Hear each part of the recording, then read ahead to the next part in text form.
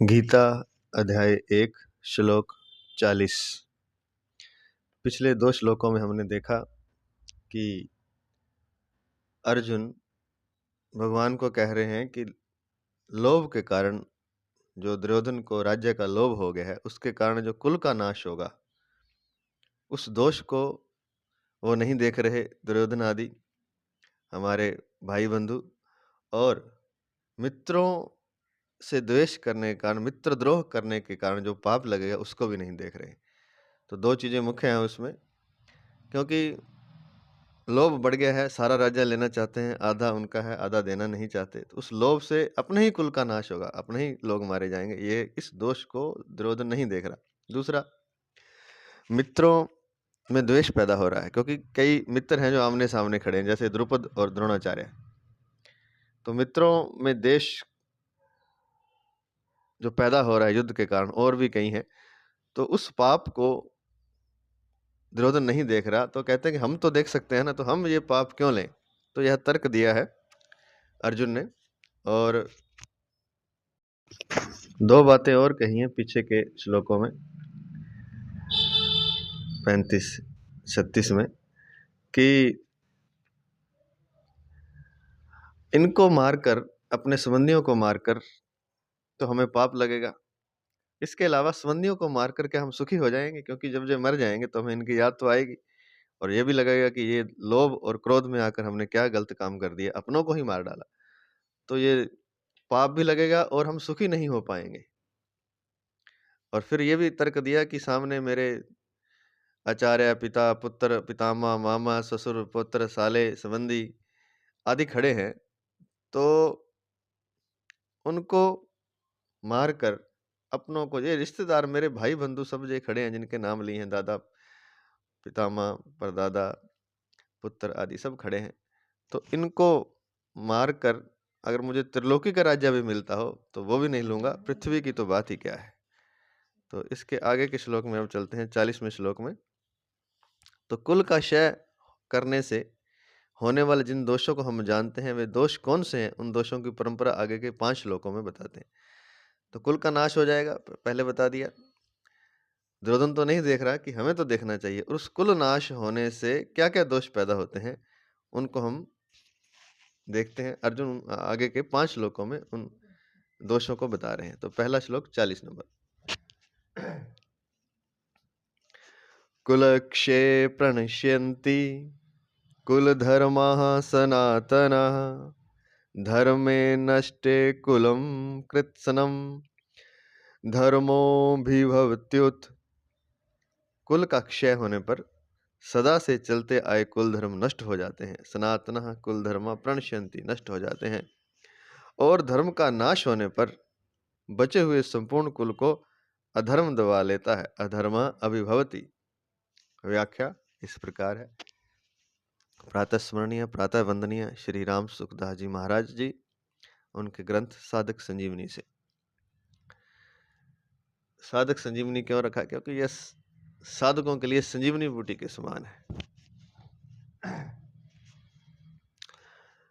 कुलक्षय प्रणश्यन्ति, प्रणश्यन्ति कुल धर्मा सनातना। जब युद्ध होता है तब उसमें कुल वंश का क्षय अर्थात ह्रास होता है।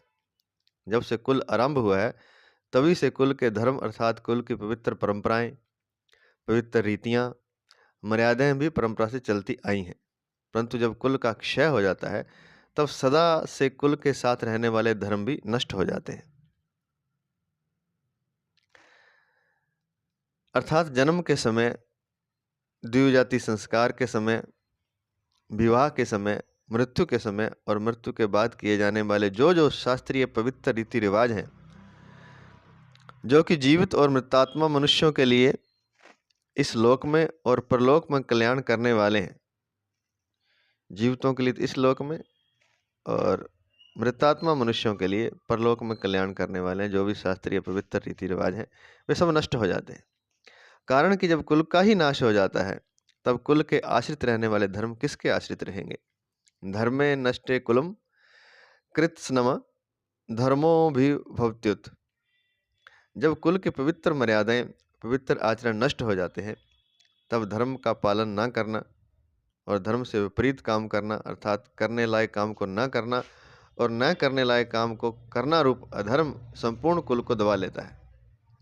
अर्थात संपूर्ण कुल में अधर्म छा जाता है। जो करने वाला है उसको हम नहीं करते और जो नहीं करने वाला है उसको हम करते हैं। जब कुल की मर्यादाएं जब नष्ट हो जाती हैं उसके बाद धर्म नष्ट हो जाता है, अर्थात संपूर्ण कुल में अधर्म छा जाता है। अब यहाँ यह शंका होती है कि जब कुल नष्ट हो जाएगा, कुल रहेगा ही नहीं, तब अधर्म किसको दबाएगा? जब कुल ही नष्ट हो जाएगा, पीछे कोई बचेगा नहीं, तो अधर्म कहाँ, किसको दबाएगा, कौन अधर्म पर चलेगा?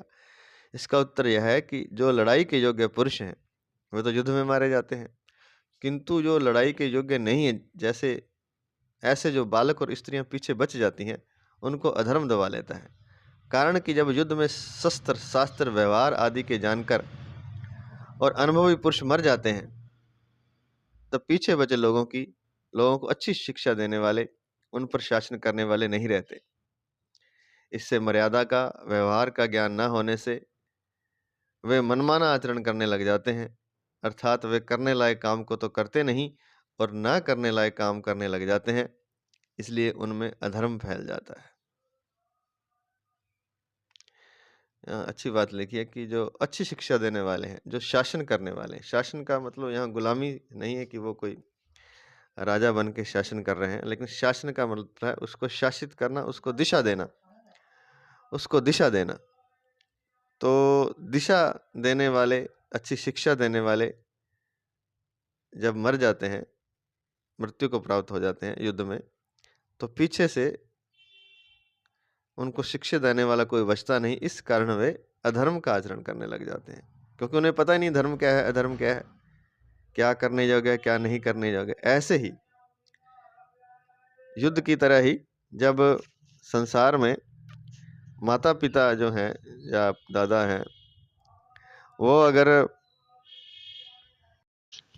जब घर के बड़े लोग ही सही आचरण नहीं करते, एक तरह से वो मरे हुए ही होते हैं, क्योंकि जब वही नशा या अन्य गलत आचरण करते हैं, पर धन, पर स्त्री, जो भी शास्त्रों में बताए गए हैं, कलह, क्रोध, जुआ और धन के मद में रहते हैं, लड़ाई झगड़ा आदि करते हैं, तो वो युद्ध की तरह ही हो जाता है एक तरह से, क्योंकि जो शासित करने वाला था, जो ज्ञान देने वाला था, वह खुद ही अधर्म पर चल रहा है। तो पीछे जो उनके बच्चे हैं, उनके बालक हैं, वो धर्म का उनको ज्ञान नहीं रहता।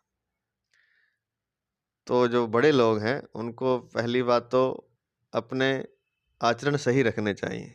अगर वो चाहते हैं कि उनकी जो परंपरा है, उनका जो परिवार है, कुटुंब है, आगे सही चले, मर्यादा का और धर्म का पालन करते हुए सुख से जिए। अगर सुख चाहते हैं तो धर्म पर चलना पड़ेगा, अधर्म पर चलेंगे तो निश्चित मानिए सुख नहीं मिलेगा। ये एक नियम है, प्रकृति के नियम बनाए गए हैं, उन नियमों पर जो चलता है वही सुख को प्राप्त होता है। हाँ, एक दिक्कत है, नियम पर चलने में थोड़ा बंधन तो लगता है, क्योंकि नियम पर चलना आसान नहीं है। जैसे अब कोई सड़क पर चलता हो तो बाएं चलने का नियम है, वो कहे नहीं मैं तो अपनी मर्जी से चलूंगा, कभी दाएं चलूंगा, कभी बाएं चलूंगा, कभी बीच में चलूंगा, तो फिर दुर्घटना, एक्सीडेंट होने की संभावना पूरी पूरी है, 100% है। ऐसे ही जीवन का जो नियम है वो धर्म है, वो धर्म पर चलेगा तो दुर्घटना की संभावना नहीं है, और नियम पर नहीं चलेगा, धर्म पर नहीं चलेगा तो दुर्घटना होगी ही होगी। तो युद्ध में भी ऐसा होता है, युद्ध में जो शासित करने वाले वो मारे जाते हैं, पीछे बचते नहीं, सही ज्ञान देने वाले, तो बालक और जो स्त्रियां हैं वो मर्यादा से च्युत हो जाते हैं। ऐसे ही बड़े लोग घर में जब अपना ही आचरण सही नहीं रखते, तब उनके आगे आने वाली पीढ़ियां भी धर्म से हटकर अधर्म में रत हो जाती हैं। अगला श्लोक है श्लोक नंबर 41।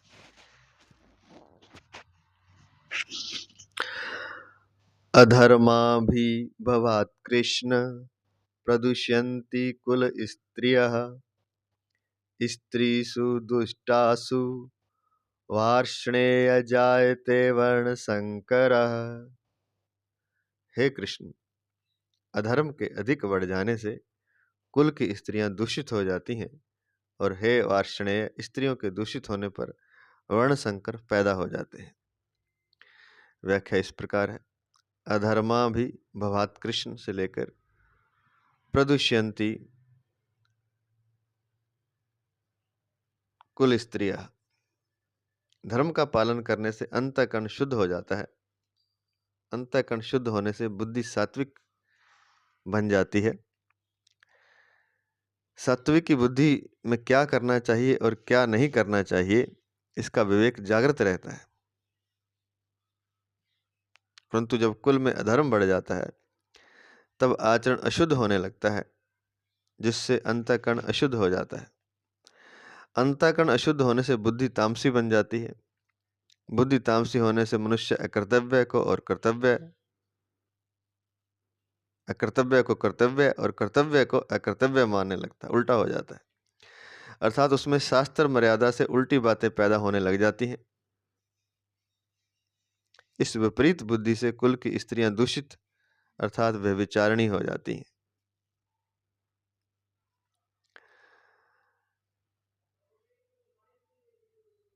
स्त्रीषु दुष्टासु वार्ष्णेय जायते वर्णशंकर। स्त्रियों के दूषित होने पर वर्णशंकर पैदा हो जाता है। पुरुष और स्त्री दोनों अलग अलग वर्ण के होने पर उनमें से जो संतान पैदा होती है, वह वर्णशंकर कहलाती है। अर्जुन यहाँ कृष्ण संबोधन देकर यह कह रहे हैं कि आप सबको खींचने वाले होने से कृष्ण कहलाते हैं, आकर्षित करने वाले कृष्ण कहलाते हैं। तो आप यह बताएं कि हमारे कुल को आप किस तरफ खींचेंगे, अर्थात किधर ले जाएंगे। वार्ष्णेय संबोधन देने का भाव है कि आप वृष्णि वंश में अवतार लेने के कारण वार्ष्णेय कहलाते हैं। परंतु जब हमारे कुल वंश का नाश हो जाएगा, तब हमारे वंशज किस कुल के कहलाएंगे। अतः कुल का नाश करना उचित नहीं है। अंडरलाइन करके नीचे दिया हुआ है इसके बारे में। स्त्रियों के दूषित होने पर वर्ण संकर पैदा होता है, इसका दिया हुआ है नीचे। परस्पर विरुद्ध धर्मों का मिश्रण होकर जो बनता है उसको संकर कहते हैं। जब कर्तव्य का पालन नहीं होता, तब धर्म संकर, वर्ण संकर, जाति संकर, कुल संकर, वेश संकर, भाषा संकर, आहार संकर आदि अनेक संकर दोष आ जाते हैं। जब कर्तव्य का पालन नहीं होगा, जब तो खाली वर्ण संकर ही नहीं होता है, धर्म संकर, धर्म अलग अलग हो जाता है, जाति अलग अलग, कुल संकर, वेश संकर, भाषा संकर, ये सारा बिगड़ जाता है। धर्म, वर्ण, जाति, कुल, वेश, भाषा, आहार आदि सब बिगड़ जाते हैं जब वर्ण संकर पैदा हो जाता है। ये युद्ध का परिणाम बता रहे हैं। अधर्म का जब धर्म का पालन नहीं रहता, युद्ध के बाद अधर्म छा जाता है। अधर्म से स्त्रियां वर्ण व्यभिचारिणी हो जाती हैं, दूषित हो जाती हैं, और फिर उससे वर्ण संकर पैदा होता है। तो जब वर्ण संकर पैदा होता है, तब ये उसके दोष हैं। धर्म, वर्ण, जाति, कुल, वेश, भाषा, आहार आदि आदि सब बदल जाते हैं। संकर अर्थात मिश्रित हो जाते हैं, उसमें शुद्धता नहीं रहती। गुड़ और गोबर सब एक हो जाता है, शुद्धता समाप्त हो जाती है। अगला श्लोक 42। युद्ध से होने वाले दोष परिणाम स्वरूप। संकरो नरकायैव कुलघ्नानां कुलस्य च पतन्ति पितरो हेषां लुप्तपिंडोदक क्रियाः। वर्ण संकर कुल घातियों को और कुल को नरक में ले जाने वाला ही होता है। श्राद्ध और तर्पण न मिलने से इन कुल घातियों के पितर भी अपने स्थान से नीचे गिर जाते हैं, स्थान से गिर जाते हैं। पतंती पितरो हेषाम, इस तरह व्याख्या इस प्रकार है। संकरो नरकायैव कुलघ्नानां कुलस्य च। वर्ण मिश्रण से पैदा हुए वर्ण संकर संतान में धार्मिक बुद्धि नहीं होती। दो वर्ण जब मिल जाते हैं तो उनसे वर्ण संकर संतान पैदा होती है, उसमें धार्मिक बुद्धि नहीं होती। वह मर्यादाओं का पालन नहीं करता क्योंकि वह खुद बिना मर्यादा से पैदा हुआ है। सबसे पहले तो उसका जहाँ से वो पैदा हुआ है वहाँ बिना मर्यादा के पैदा हुआ है, इसलिए उसके खुद के कुल धर्म न होने से वह उनका पालन नहीं करता, प्रत्युत कुल धर्म अर्थात कुल मर्यादा से विरुद्ध आचरण करता है। पालन तो करता ही नहीं है बल्कि विरुद्ध आचरण करता है। जिन्होंने युद्ध में अपने कुल का संहार कर दिया है उनको कुलघाती कहते हैं। वर्ण संकर ऐसे कुलघातियों को नरकों में ले जाता है। केवल कुलघातियों को ही नहीं प्रत्युत कुल परंपरा नष्ट होने से संपूर्ण कुल को भी वह नरक में ले जाता है। पतंती पितरो हेशाम लुप्त पिंडोद क्रिया।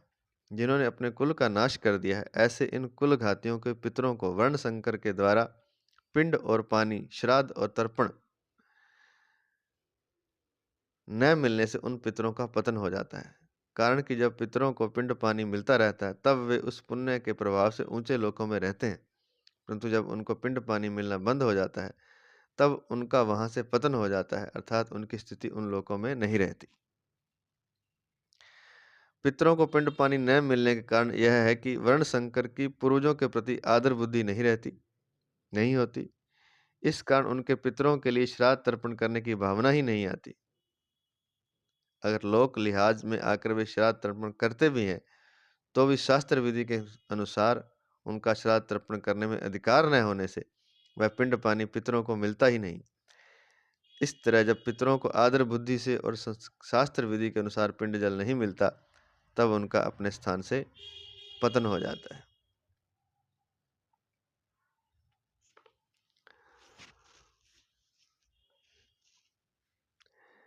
परिशिष्ट भाव। पितरों में एक आजान पितर होते हैं और एक मृत्य पितर होते हैं। पितरलोक में रहने वाले पितर आजान हैं और मनुष्य लोक से मरकर गए पितर मृत्य हैं। श्राद्ध और तर्पण न मिलने से मृत्य पितरों का पतन होता है। पतन उन्हीं मृत्य पितरों का होता है जो कुटुंब से संतान से संबंध रखते हैं और उनके श्राद्ध तर्पण की आशा रखते हैं।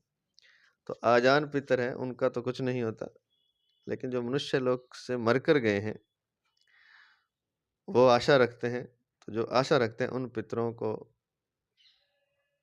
का पतन होता है और ये मृत्य पितर कहलाते हैं। तो दो चीजें बता दी, एक तो स्त्रियां दूषित हो जाती हैं, वर्ण संकर पैदा होंगे, और वर्ण संकर से पितर पतित हो जाते हैं, नीचे गिर जाते हैं। पतंती पितरो।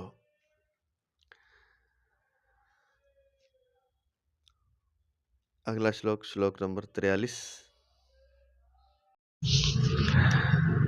दोषैरैतैः कुलघ्नानां वर्ण संकर कारकैः उत्साध्यन्ते जाति धर्मः कुल धर्माश्च शाश्वताः।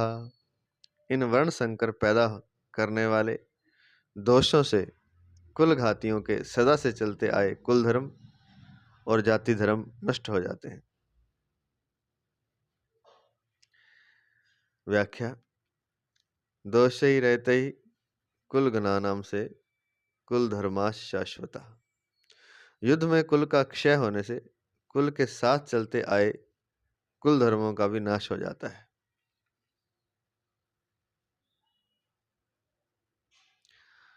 कुल धर्मों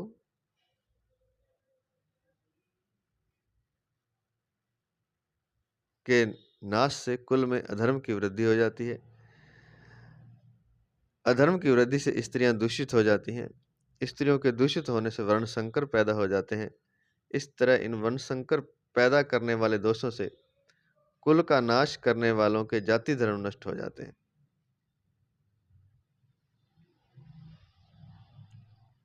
जाति धर्म अर्थात वर्ण धर्म नष्ट हो जाते हैं। इस तरह इन वर्ण संकर पैदा करने वाले दोषों से कुल का नाश करने वालों के जाति धर्म वर्ण धर्म नष्ट हो जाते हैं। कुल धर्म और जाति धर्म क्या है? एक ही जाति में एक कुल की जो अपनी अलग अलग परंपराएं हैं, अलग अलग मर्यादाएं हैं, अलग अलग आचरण हैं, वे सभी उस कुल के कुल धर्म कहलाते हैं। परंपराएं, मर्यादाएं और आचरण, तो उसके वे सभी उस कुल के कुल धर्म कहलाते हैं। एक ही जाति के संपूर्ण कुलों के समुदायों को लेकर जो धर्म कहे जाते हैं, वे सभी जाति धर्म अर्थात वर्ण धर्म कहलाते हैं।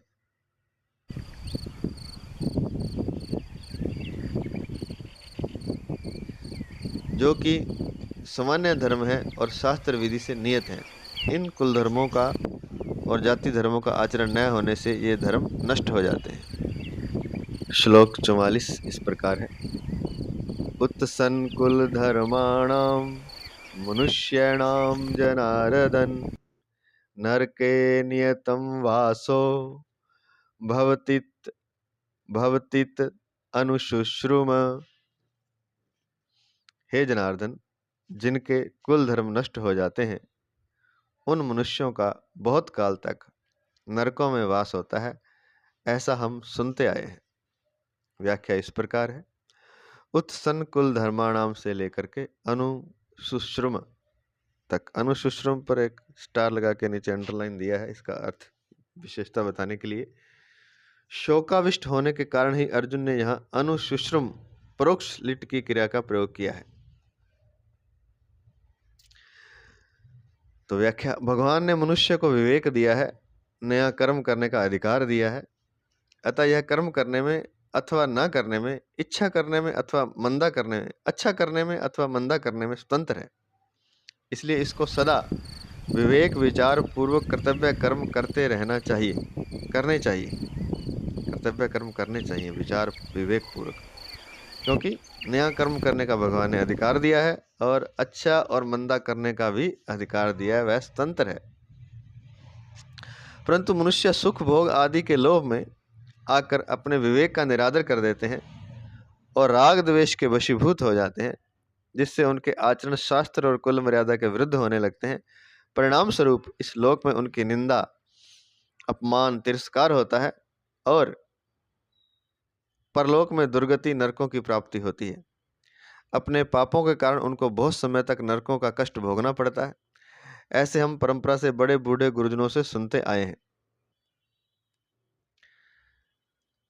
लेकिन मनुष्य क्या करता है? लोभ में आकर के सुख भोग का लोभ, सुख प्राप्त करना चाहता है और सुख का लोभ हो जाता है उसे। चाहे वह व्यक्ति से सुख लेना चाहता है, चाहे किसी स्त्री से, जमीन जायदाद से, तो उसके लोभ में आकर के, उस सुख के लोभ में आकर के वह राग और द्वेष के वशीभूत हो जाता है। किसी से तो वह प्रेम करता है, किसी से वह घृणा करता है, किसी से द्वेष रखता है, जिसके कारण उसके आचरण शास्त्र और कुल मर्यादा के विरुद्ध होने लगते हैं। तो शास्त्र मर्यादा और कुल मर्यादा के विरुद्ध होने लगते हैं। परिणाम स्वरूप इस लोक में क्या होगा? दोनों तरफ से मारा जाता है वो। इस लोक में उसकी निंदा होती है, अपमान होता है, तिरस्कार होता है, और परलोक में उसकी दुर्गति होती है, नरकों की प्राप्ति होती है। दोनों तरफ से ही गलत आचरण करने से उसका बड़ा नुकसान होता है। अपने पापों के कारण उसको बहुत समय तक नरकों में कष्ट भोगना पड़ता है। ऐसा हम अर्जुन कहते हैं कि परंपरा से बड़े बूढ़े गुरुजनों से सुनते आए हैं। मनुष्याणाम पद पद में कुल घाती और उनके कुल के लिए कुल के सभी मनुष्यों का समावेश किया गया है, अर्थात कुल घातियों के पहले जो हो चुके हैं उन पितरों का, अपना और आगे आने वाले वंश का समावेश किया गया है। तो ये तो सभी के लिए, आने वाला जो पीछे जो गुजर गए पितर हैं उनका, अपना और जो आने वाला वंश है, कुल घाती उन सब का नुकसान करता है और खुद इस लोक में निंदा, अपमान, तिरस्कार और परलोक में दुर्गति आदि प्राप्त करता है। तो यहाँ तक युद्ध से, कुल दोष से होने वाले परिणामों को बताया है अर्जुन ने। 5 श्लोक हो गए, 40 से लेकर 44 तक। अब आगे युद्ध से होने वाली अनर्थ परंपरा के वर्णन का खुद अर्जुन पर क्या असर पड़ा, इसको आगे के श्लोक में बताते हैं। अहो बत महत् पापम कर्तुं व्यवसिता वयम् यद्राज्य सुखलोभेन हन्तुं स्वजनमुद्यताः। यह बड़े आश्चर्य और खेद की बात है कि हम लोग बड़ा भारी पाप करने का निश्चय कर बैठे हैं, जो कि राज्य और सुख के लोभ से अपने स्वजनों को मारने के लिए तैयार हो गए हैं। अर्जुन कहता है कि ये तो बड़े दुख की, खेद की बात है, बड़ा भारी पाप करने का निश्चय हम कर बैठे हैं। और यह निश्चय क्यों हुआ? राज्य और सुख के लोभ से। और उसका परिणाम क्या हम करने जा रहे हैं?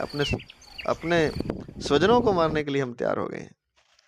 व्याख्या इस प्रकार है, अहो बत स्वजन मुद्यता तक। ये दुर्योधन आदि दुष्ट हैं, इनकी धर्म पर दृष्टि नहीं है, इन पर लोभ सवार हो गया, इसलिए ये युद्ध के लिए तैयार हो जाएं तो कोई आश्चर्य की बात नहीं। परंतु हम लोग तो धर्म अधर्म को, कर्तव्य अकर्तव्य को, पाप पुण्य को जानने वाले हैं, पुण्य पाप को जानने वाले हैं। ऐसे जानकर होते हुए भी अनजान मनुष्यों की तरह हम लोगों ने बड़ा भारी पाप करने का निश्चय विचार कर लिया है। इतना ही नहीं, युद्ध में अपने स्वजनों को मारने के लिए अस्त्र शस्त्र लेकर तैयार हो गए हैं। यह हम लोगों के लिए बड़े भारी आश्चर्य की और खेद, दुख की बात है, अर्थात सर्वथा अनुचित बात है। हमारी जो जानकारी है, हमने जो शास्त्र से सुना है, गुरुजनों से शिक्षा पाई है, अपने जीवन को सुधारने का विचार किया है, उन सब का अनादर करके आज हमने युद्ध रूपी पाप करने के लिए विचार कर लिया है। यह बड़ा भारी पाप है, महत् पापम है। महत् पापम शब्द से इसको यहाँ बताया गया है।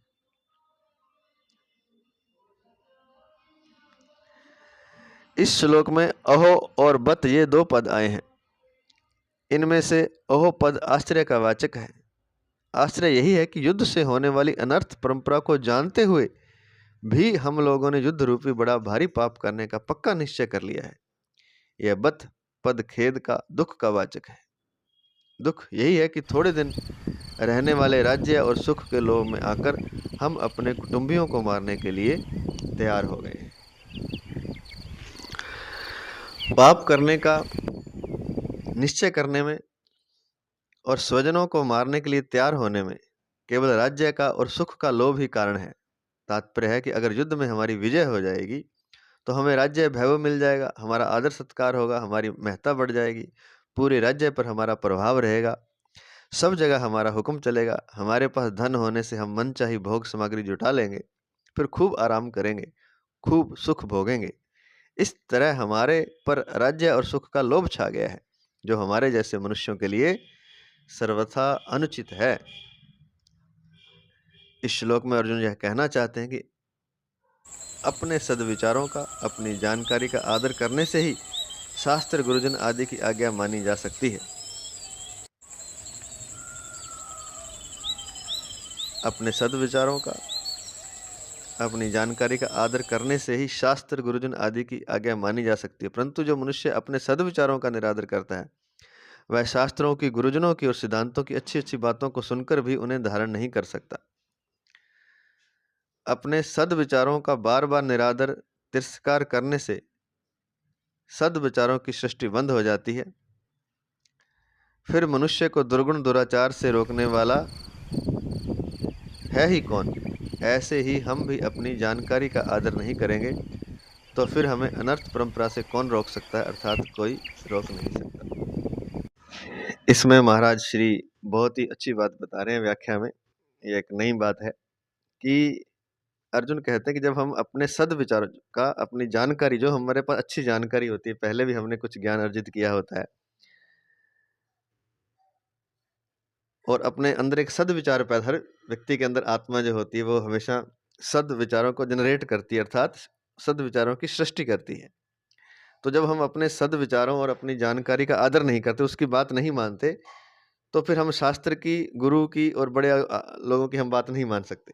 जब हम अपने भीतर उठी हुई सद्विचारों को, भीतर उठे हुए सद्विचारों को और अपनी जानकारी का हम आदर नहीं करते, तो फिर हम गुरुजन आदि जो कहते हैं, बड़े लोग जो कहते हैं, शास्त्र कहते हैं, उसको हम नहीं मान सकते।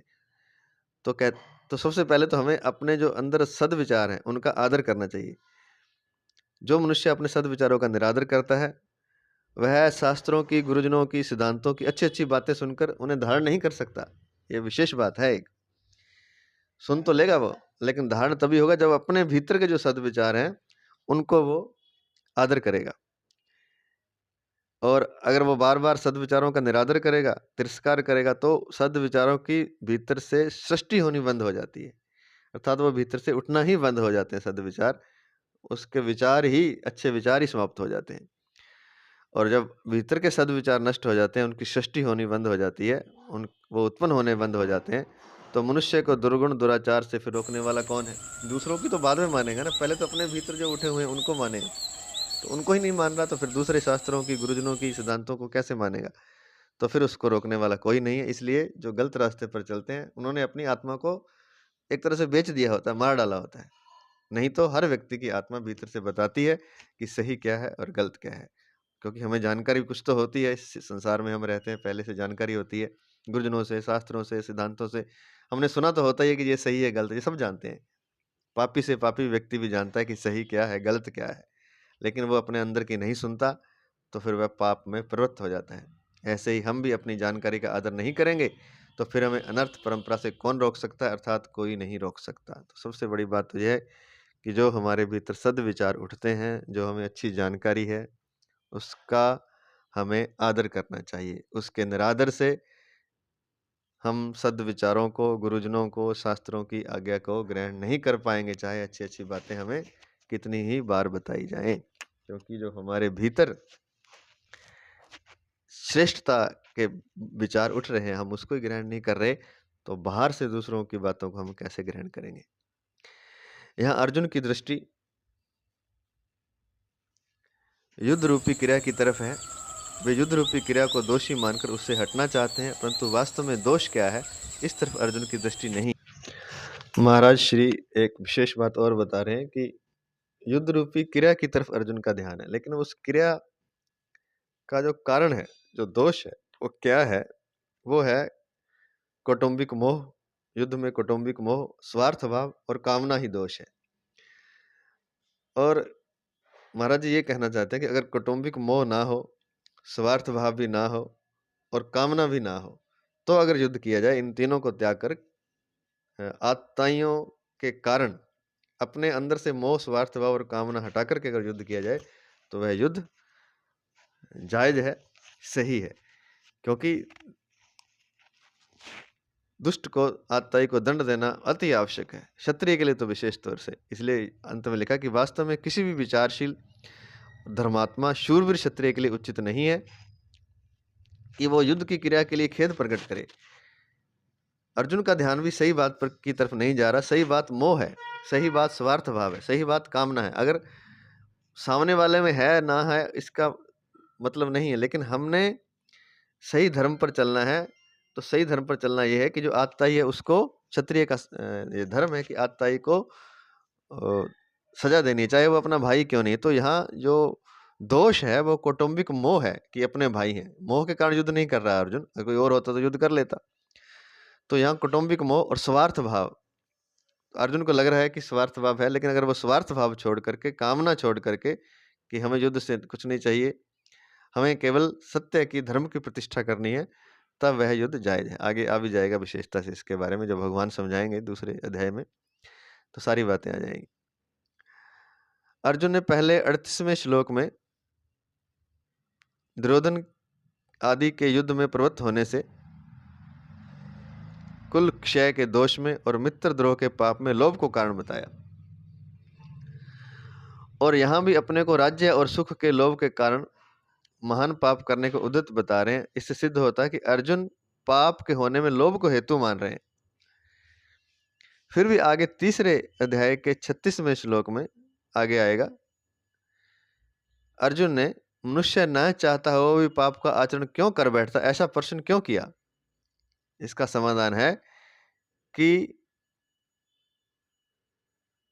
यहाँ तो कौटुंबिक मोह के कारण अर्जुन युद्ध से मृत होने को धर्म और युद्ध में प्रवृत्त होने को अधर्म मान रहे हैं। अर्थात मोह के कारण युद्ध से निवृत्त होना चाहते हैं, उसको अधर्म मान रहे हैं। धर्म मान रहे हैं और युद्ध में प्रवृत्त होने को मोह के कारण अधर्म मान रहे हैं, बल्कि क्षत्रिय के लिए युद्ध करना धर्म है, लेकिन यह मोह के कारण युद्ध में प्रवृत्त होने को अधर्म मान रहे हैं। अर्थात उनकी शरीर आदि को लेकर केवल लौकिक दृष्टि है, इसलिए वे युद्ध में स्वजनों को मारने में लोभ को हेतु मान रहे हैं। लौकिक दृष्टि से चल रहे हैं, अब यहाँ चलना है परमार्थिक दृष्टि से, आध्यात्मिक दृष्टि से। उनकी शरीर आदि को लेकर केवल लौकिक दृष्टि, शरीरों को लेकर के कि ये अपने हैं इसलिए युद्ध नहीं करना, इसलिए वे युद्ध में स्वजनों को मारने में लोभ को हेतु मान रहे हैं। परंतु आगे गीता का उपदेश सुनते सुनते उनमें अपने श्रेय कल्याण की इच्छा जागृत हो गई। गीता के 3रे अध्याय का 2रा श्लोक, इसलिए वे कर्तव्य को छोड़कर न करने योग्य काम में प्रवृत्त होने में कौन कारण है, ऐसा पूछते हैं। गीता के 3रे अध्याय के 2रे श्लोक में पूछते हैं कि कर्तव्य को छोड़कर न करने योग्य काम में प्रवृत्त होने में कौन कारण है, ऐसा पूछते हैं। अर्थात वहां 3रे अध्याय के 36वें श्लोक में अर्जुन कर्तव्य की दृष्टि से, साधक की दृष्टि से प्रश्न पूछते हैं। तो ये आगे आएगा विस्तार से, तो यहाँ इसकी ज़्यादा अब चर्चा नहीं करेंगे, लेकिन ये इसमें बताया कि लोभ को हेतु मान रहे हैं, बल्कि यहाँ हेतु जो है, जो कारण है युद्ध ना करने का अर्जुन का, वह मोह है। लोभ का हेतु सामने वालों का हो सकता है, लेकिन अर्जुन का युद्ध ना करने का कारण मोह है। तो धीरे धीरे गीता को सुनते सुनते, भगवान से गीता का उपदेश सुनते, उनमें कल्याण की इच्छा जागृत हो जाती है 3रे अध्याय के 2रे श्लोक तक। इसलिए वे कर्तव्य को छोड़कर न करने योग्य काम में प्रवृत्त होने के कौन कारण है। वो कहते हैं मैं कर्तव्य छोड़कर न करने योग्य काम में प्रवृत्त होना चाहता हूँ, इसमें क्या कारण है, ऐसा क्यों सोच रहा हूँ कि मैं युद्ध ना करूं, ऐसा पूछते हैं। तो वहां 3रे अध्याय के 36वें श्लोक में अंत में अर्जुन कर्तव्य की दृष्टि से, साधक की दृष्टि से प्रश्न पूछ रहे हैं। यहाँ तो कुटुंब की दृष्टि से पूछ रहे हैं, कौटुंबिक मोह के कारण पूछ रहे हैं। तो अर्जुन जब कर्तव्य की दृष्टि से पूछेंगे, साधक की दृष्टि से पूछेंगे, तब भगवान सही से उत्तर दे पाएंगे। अभी तो प्रश्न ही गलत है, जब प्रश्न सही होगा तभी उत्तर सही आएगा। तो अभी तो भगवान सुन रहे हैं एक बार, क्योंकि मोह की दृष्टि से पूछ रहे हैं, यह प्रश्न गलत है। प्रश्न है कि मैं कर्तव्य छोड़कर अकर्तव्य में प्रवृत्त क्यों हो रहा हूं, इसका जब पूछते हैं तब कर्तव्य की दृष्टि से, साधक की दृष्टि से पूछते हैं, और तब भगवान उसको, अर्जुन को सही उत्तर देंगे, और तब वे अपने कल्याण में रत होंगे। आज इतना ही। जय जय श्री कृष्ण, जय जय श्री कृष्ण, जय जय श्री कृष्ण। कई बार युद्ध में रत होना भी कल्याण का कारण होता है, वह भी कल्याण होता है।